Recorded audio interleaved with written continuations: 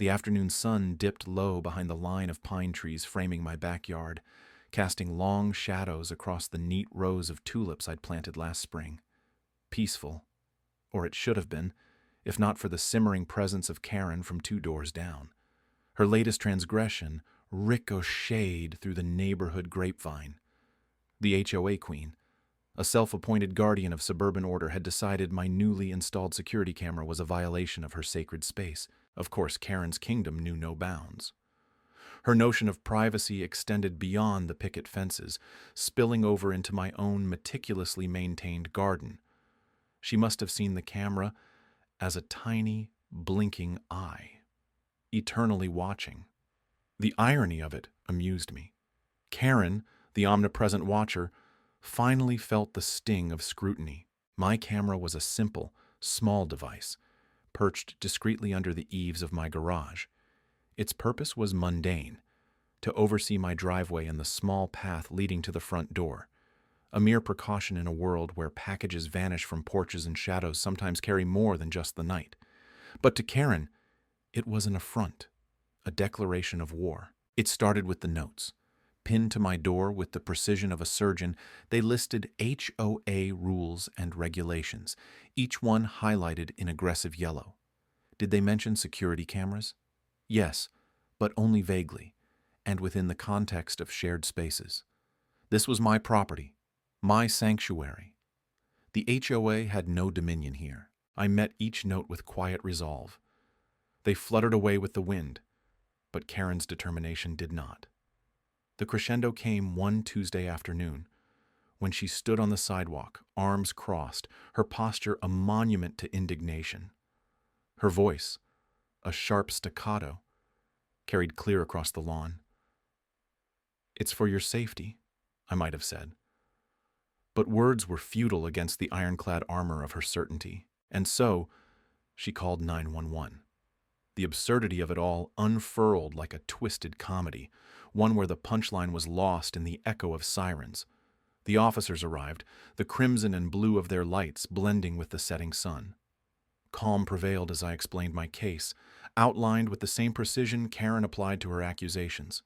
They listened, nodded, and left with a bemused smile. Karen remained unconvinced, her glare a silent vow of continued battle. I returned to my garden, where the tulips swayed gently, oblivious to the human drama unfolding around them. There was a strange satisfaction in the simplicity of life, in the quiet strength of standing firm against the storm. Karen's antics, though vexing, were but a ripple in the pond of my day. The world was vast, and my little corner of it deserved protection, from intruders, from chaos, and, perhaps most importantly, from injustice cloaked in neighborhood civility. I understood Karen more than she realized. Her world was shrinking, closing in with every perceived slight. I wondered if she saw the irony, if she felt the cage she built around herself. The evening settled in with a gentle hush, and I stood by the path, watching the shadows blend into one another. Karen might see only violations and threats, but I saw the beauty of resilience, the quiet power of a life lived on one's own terms. The camera blinked steadily in the dusk, a silent witness to it all. The morning light filtered through the blinds, casting slatted shadows across the kitchen table where the latest HOA newsletter lay. I sipped my coffee, the warmth curling into my chest, and eyed the headlines with a cautious curiosity. New community guidelines, it read, bold and officious. It was Karen's doing, undoubtedly. Since the ordeal with the security camera, her vendetta had morphed into a full-blown campaign. I scanned the text, my eyes catching on phrases like mandatory fence height adjustments and approved lawn ornament list. The rules were absurd, an overreach of petty authority. Each line seemed to bear Karen's fingerprint, a testament to her relentless crusade against perceived transgressions. The neighborhood had become a stage for her drama, with countless acts of bureaucratic theater. She wielded the HOA's power like a scepter, issuing citations with a flourish, as if each piece of paper could safeguard her kingdom from the terrors of personal privacy invasion. My camera, a benign guardian watching over my porch, had become the emblem of her siege. Rumors spread like wildfire, fueled by Karen's whispers. I heard them at the grocery store, snippets of scandal floating between the aisles. "He's watching us," murmured over the produce. "Invasion of privacy," hissed near the dairy. My neighbors wore expressions of feigned concern, eyes darting away as if my gaze could somehow capture their secrets. My mailbox brimmed with her citations, each envelope a testament to her obsession. One cited my non-compliant mailbox, another my unauthorized garden gnome, a cheerful ceramic fellow who had stood guard over my flowers for years without incident. The absurdity of it all was almost admirable in its dedication. I watched from my window as Karen conducted her daily patrol, clipboard in hand, her heels clicking a sharp staccato against the pavement. She paused at the boundary of my property, her eyes narrowing into slits as she surveyed her domain. It was a dance we knew well by now, a chess match where each move was calculated, deliberate. But beneath the surface of her authority, I sensed the cracks. A woman driven by fear, cloaked in the guise of regulations. Her world was fragile, and she would tear down anyone who threatened its veneer. Her campaign was one of desperation, a flailing attempt to control the uncontrollable. Yet, even as she waged her war, I felt a quiet power growing within me. I was not the intruder she fashioned in her tales. My intentions were clear, steadfast, rooted in the soil of my own property. Her rules, her whispers, they were arrows that could not pierce the armor of truth. I knew the battle was not over. Karen would not relent, her thirst for vindication unquenched. But I was ready, poised on the brink of a quiet resistance. My security camera watched, unblinking, as the sun set on the day's drama, silently recording the theater of suburban life. The air around my porch was still heavy with the aftermath of the police visit, the echoes of authority and indignation lingering like an uninvited guest. Karen's face, reddened and tight with self-righteous anger, haunted my thoughts like a recurring nightmare. Her accusations had pierced the quiet sanctuary of my home, a place I had guarded fiercely, turning my beloved refuge into a spectacle of discord. I sat by the window, a silent observer of the world outside, where the leaves of the oak tree whispered secrets to each other, their rustling leaves barely audible over the hum of my thoughts. Karen's insistence that my security camera violated her privacy was absurd, yet her conviction was as unyielding as the roots of the ancient tree. I began documenting everything, each encounter, every word exchanged, weaving a tapestry of our interactions with meticulous care. The camera, a simple device perched innocently above my garage, had become the epicenter of our conflict. It stood as a silent witness to the absurdity of our suburban skirmish, its lens capturing truths that words had muddied. I reviewed the footage, not out of necessity, but as a balm for my frayed nerves. There she was, poised like a hawk, ready to swoop down, her gestures animated, her voice a weapon. I documented it all. In the quiet hours of the night, when the world slept, I crafted a plan. Subtlety would be my ally, truth my shield. I gathered evidence like a squirrel hoarding acorns for the winter, each piece a vital component of my defense. I consulted legal texts, their language dense and intricate, yet reassuring in their clarity. The law was on my side, a silent guardian against Karen's storm of accusations. As dawn broke, painting the sky with gentle shades of amber and rose, I began my subtle counter. A carefully worded letter to the Homeowners Association, outlining the facts with calm precision, each sentence crafted with the care of an artisan. I attached the footage, a silent testament to my truth, the camera's eye capturing what words could not. I was careful not to accuse, only to present, a mirror reflecting reality. Days passed with the slow inevitability of a river carving its path through rock. Karen's presence was felt more than seen, a specter haunting our shared spaces. I went about my routines with deliberate calm, each action a quiet defiance. The neighborhood seemed to hold its breath, waiting for the scales of suburban justice to tip. When the response from the HOA arrived, it was as though the wind had shifted. The letter, formal yet oddly personable, acknowledged my concerns. They recognized the legitimacy of my security measures, affirming my right to protect my home. Karen's claims were deemed unfounded, her fervor dismissed with the gentle yet firm reprimand of bureaucratic resolve. The silence that followed was profound, a tranquil sea after a turbulent storm. Karen's presence diminished, her influence waning like the last rays of a setting sun.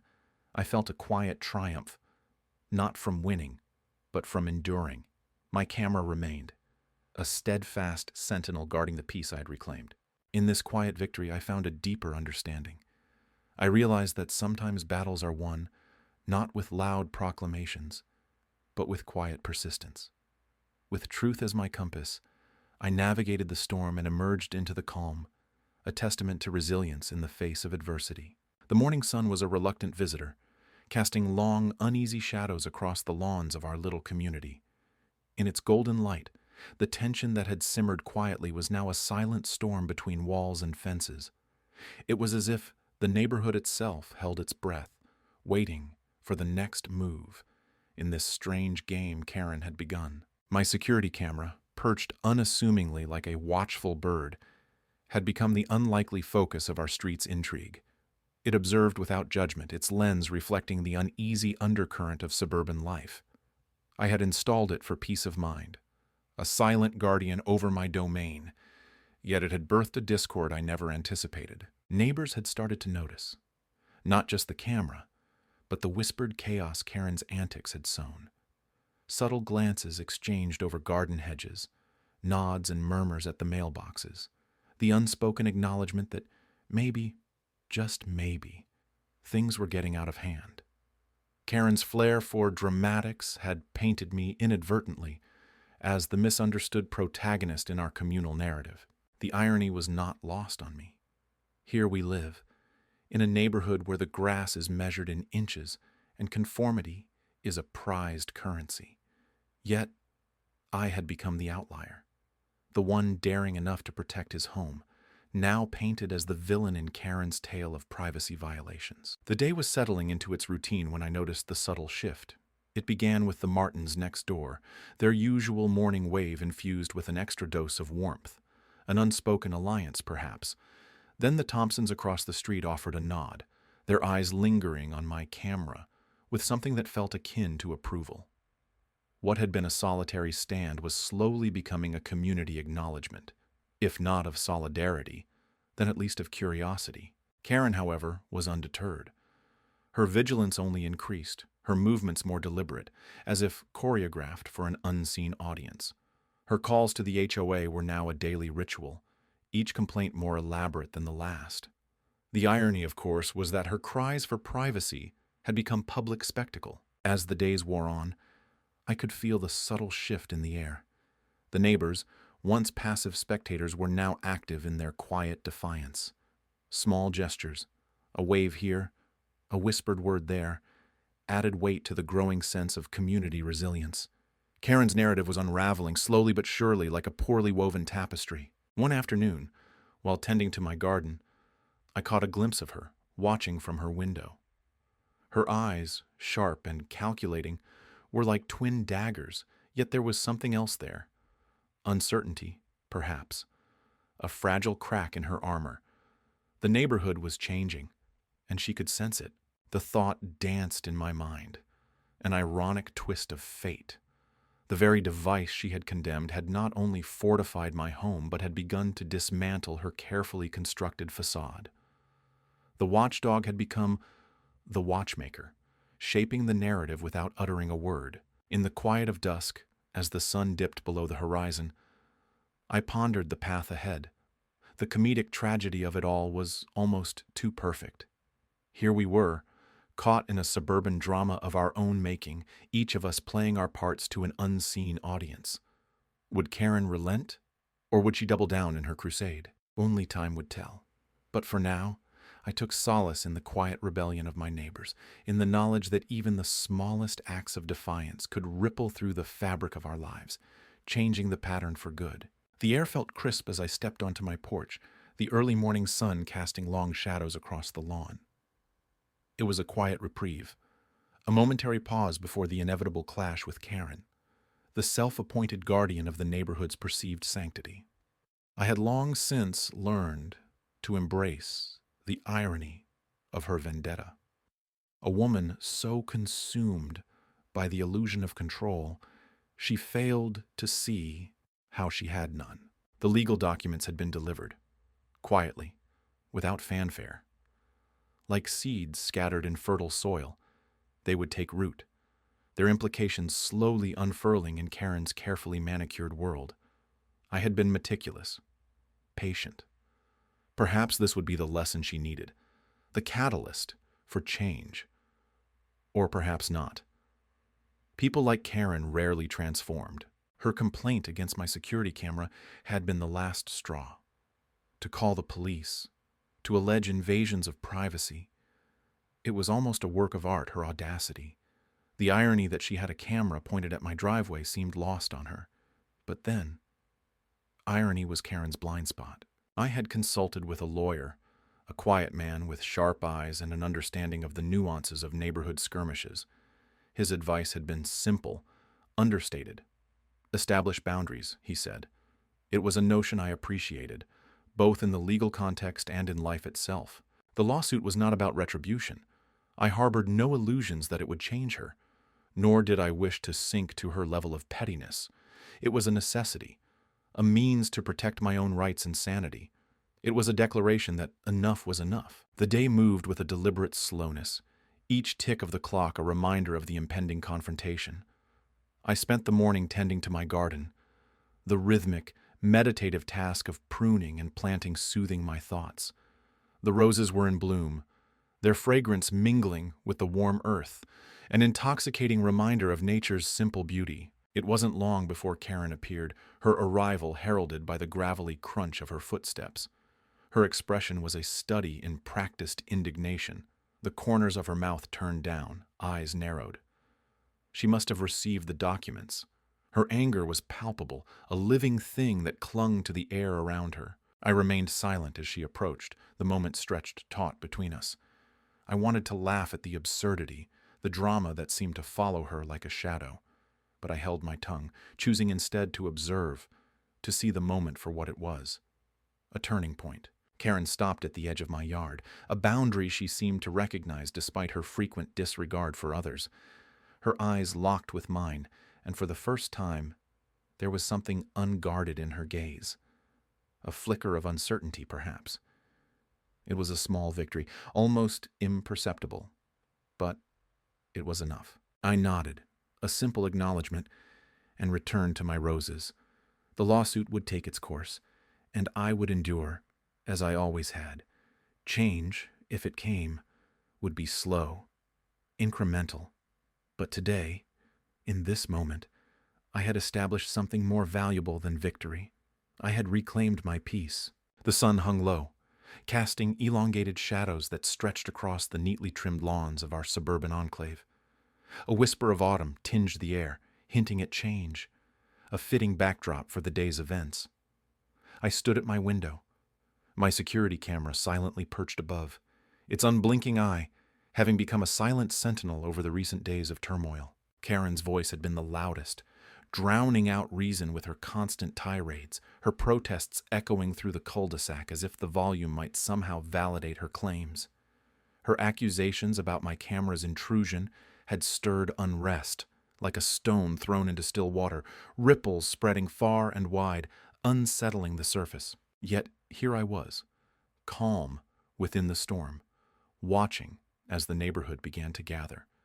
They came hesitantly at first, summoned by the inevitable HOA emergency meeting that Karen had demanded.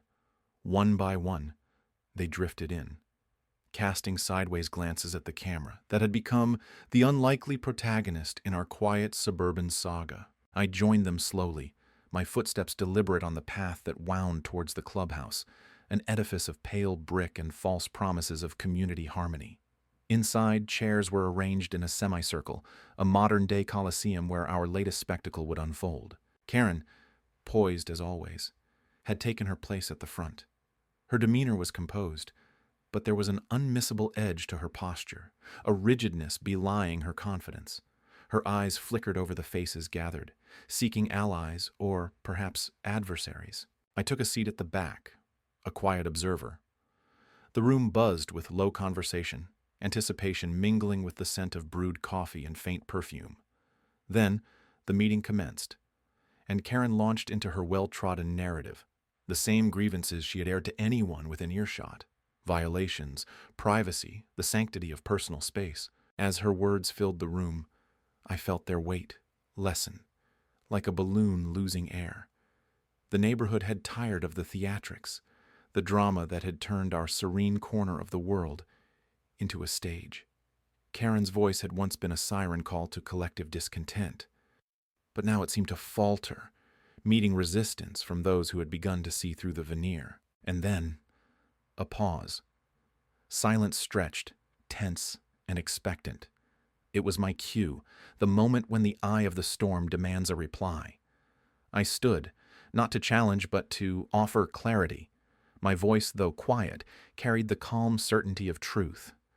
I spoke of security, of the peace of mind that a simple camera could bring to a family, a tool for safety in a world that often felt uncertain. The camera, I explained, was not a weapon against privacy, but a shield. The room listened, the tide shifting imperceptibly. Faces softened, understanding dawning. My words were not a rebuttal, but a reassurance, a gentle reminder of the shared values that had once bound us. And then, a single line, spoken not by me, but by one of our neighbors, an older woman with soft, kind eyes. Her voice, though soft, pierced the tension, wrapping around the room like a warm blanket. "Isn't it time we stop seeing threats and shadows?" The effect was immediate, the collective exhalation of a community realizing it had been led astray.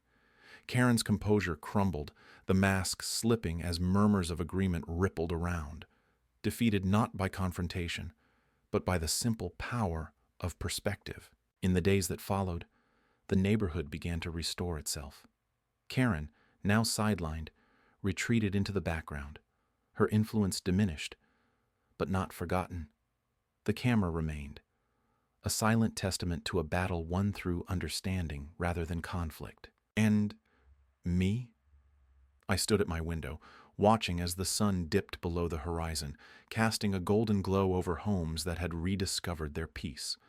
The neighborhood, once a tapestry of division, now woven back together with threads of newfound unity. In the end, we had not banished the shadows, but learned to see through them, finding light where once there was only darkness.